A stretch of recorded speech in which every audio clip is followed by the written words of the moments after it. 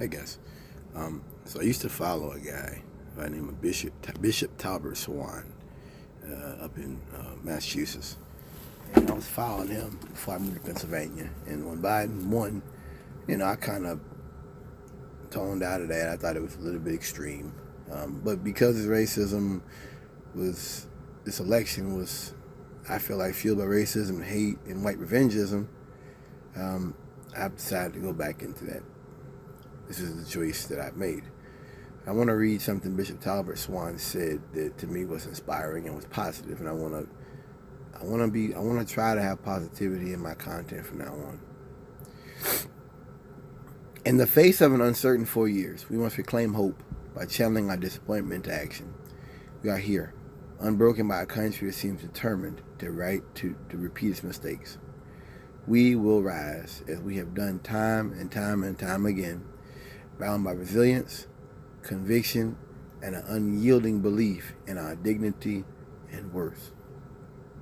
Let this election be a reminder of how far we have to go, and of our resolve to keep pushing until America truly becomes a land of justice, liberty, and equality for all.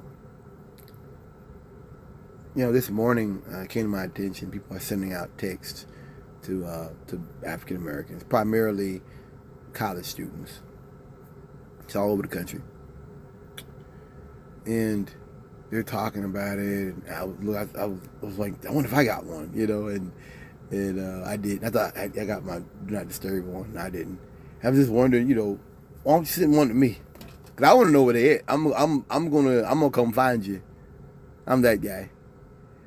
And one thing that hit me this morning, just thinking about it, and I've talked before about how, like, it's amazing to me how for white men, free speech usually goes to some kind of racism. Generally. Like this isn't like me free speech talking about, like, I was against the Iraq War. And people are for it. Like, I was reading the case of impeachment against George Bush when I was 15 years old. Like, that's free speech. People disagree with that. They talk about how black people are thugs and criminals and animals and ghetto.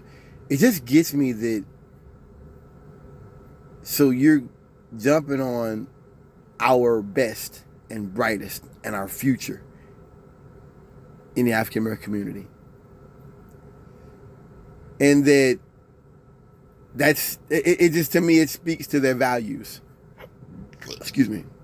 And it also got me how white people always talk about how somehow their community and their values are being co-opted and they're losing stuff, and that, like, black people taking over everything. Okay, so your response is to contact black students at mostly HBCUs, historically black colleges, and tell them that they're going to report for slavery. And that's your response to a world that's becoming less white, and I guess socially less white-centric. Does that make sense? Does any of that make sense? You talk about us being thugs and criminals, but you're going after people who are probably our next governors, our next police chiefs, our next judges. You're going after those people in college. They're not out here bothering you. This is their game. I said it before, I didn't understand Kaepernick before. And I get it. And he was right. And I was wrong. These are American values. And these are the values that govern their conduct. Ultimately, this is their choices. I mean, we're with the rapist. We voted for a convicted rapist, and the whole world's voting for far right people. I mean, it's across the board. It's just people tell me they want to leave America, and go where? Go where? Our pensioners moving to Colombia and all of that. That's because they got a pension. They got money and stuff, and money goes further. We don't have shit. We're just working class stiffs. You might have 10,000 or 20,000 in the bank, but with that money, we just stiffs. I don't know anybody in those places. And climate change means those areas are going to be in trouble anyway. See, old people is different because they don't expect to be around the next decade.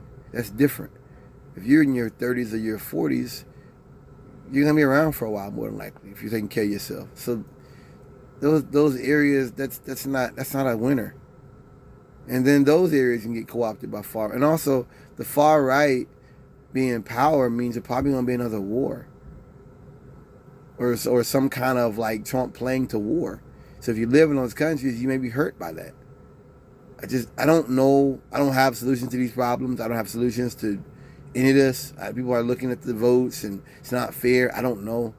I can't speak on that. I just know America lost. And it hurts. Because it's another realization, it's a moment of reflection upon how racism is a motivating factor for many people, and that these are their values. And that it isn't about black people being thugs or criminals or animals. It doesn't matter. It doesn't matter. All this black people had jobs. That don't mean a damn thing. These white people they'll come on your job.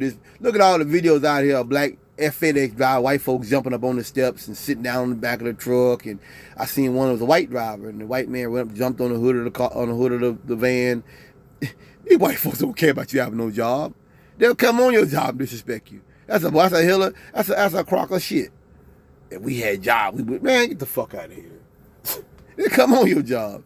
So just for me, all I can say is it reaffirms for me getting back to basics. Yeah, working out and getting your gun stuff up. You need to buy some more bullets. That's pretty much why I stand at. This is a very dangerous time, and I ask if y'all pray for me. Keep me in your thoughts and prayers, and let's hope that somehow we can get through these 4 years without too much damage and destruction and loss of life, because we don't mean anything in this country, and I don't think we ever did. Thanks for listening.